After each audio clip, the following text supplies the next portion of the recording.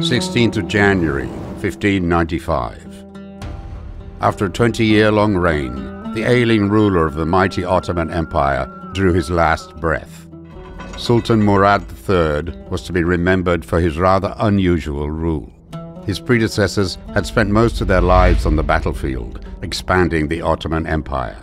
Yet, with Murad's reign, the age of the warrior sultans had ended abruptly.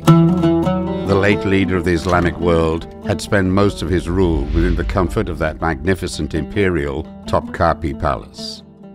Ridiculed by contemporaries for his degenerate lifestyle and sexual excess, Murad III was said to have sired more than 100 children, 20 of whom lived in the capital during the Sultan's sudden passing. On the same day of his father's death, the eldest and newly crowned Mehmet III called his 19 half-brothers to pay him a visit. In the coming hours, all 19 brothers of the new Sultan would be brought into the room and be strangled to death one by one. The youngest one was only 13 years old. As the sun set on that fateful day, the body of the late Murad III was carried in procession and, quite ironically, placed in a magnificent military tent. The following day, 19 more coffins followed up, sparking a sharp reaction from the capital's populace. Mehmet's execution of his 19 brothers was not unordinary. The new Sultan had carried out the law of fratracide, a bloody Ottoman tradition that had been followed religiously by all his predecessors for the past 300 years.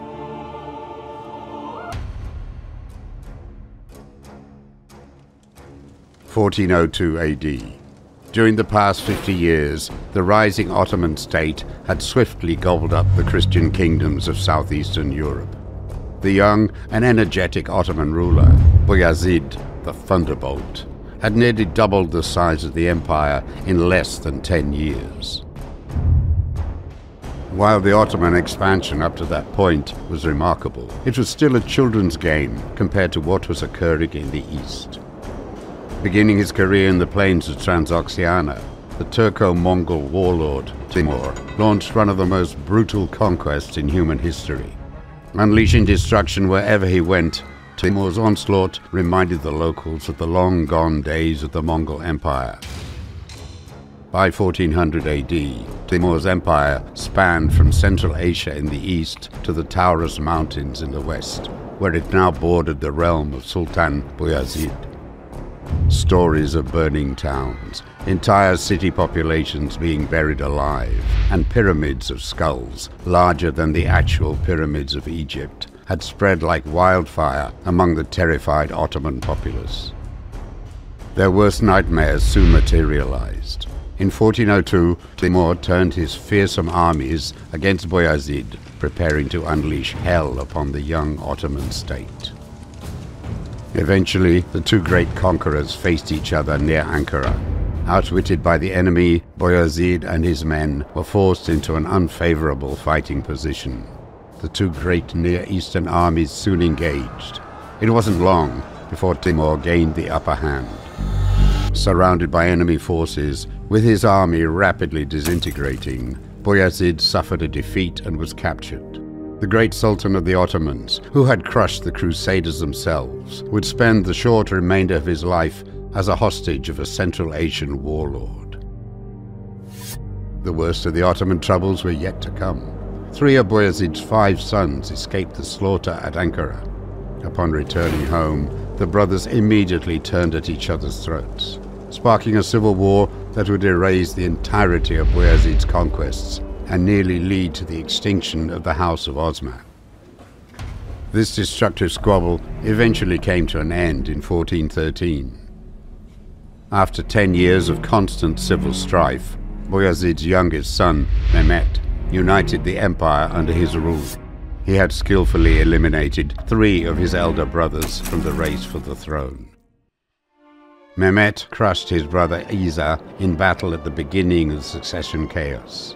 The latter tried to seek refuge in foreign lands, yet his brother's agents discovered him and brutally slaughtered him in a town square bath. Later, Mehmet allied with his brother Musa against their elder sibling Suleiman. The powerful Suleiman was eventually crushed and forced to seek refuge in Constantinople. Humiliatingly, the eldest son of the great Bayezid was slaughtered by an angry mob of disgruntled peasants on his way to the Roman capital. After its triumph, the Mehmet-Musa alliance deteriorated quickly. Mehmet marched his armies against his brother and swiftly defeated him. On the 5th of July 1413, a fleeing Musa was spotted and killed by the men of Mehmet, who, from that day until his death, was to remain the sole sovereign of the Ottoman Empire. The tradition of fratracide would continue uninterrupted for hundreds of years. The famous Mehmet II would go so far as to codify it within Ottoman law. Upon entering their teenage years, princes of the empire were given a province to govern. Once their father and ruling sultan was dead, the one who could make his way to the capital first and eliminate his brothers was free to claim the throne.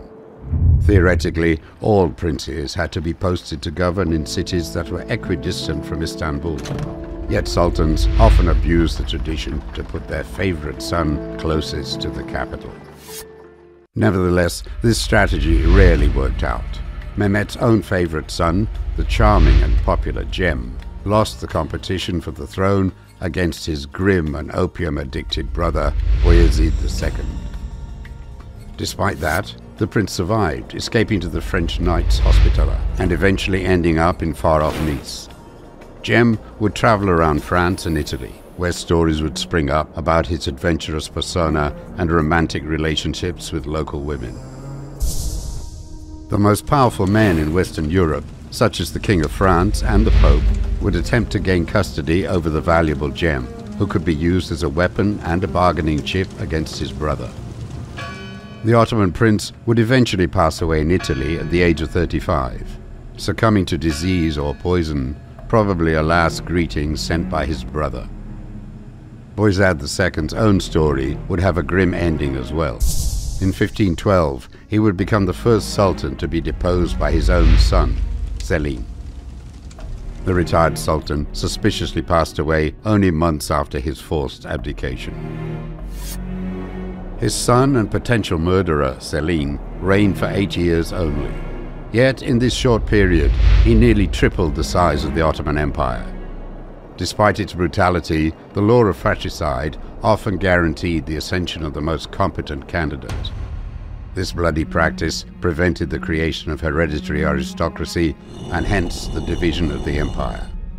All administrators within the Ottoman state were direct appointees of the Sultan, an intricate method of organization that kept the empire thriving for half a millennium.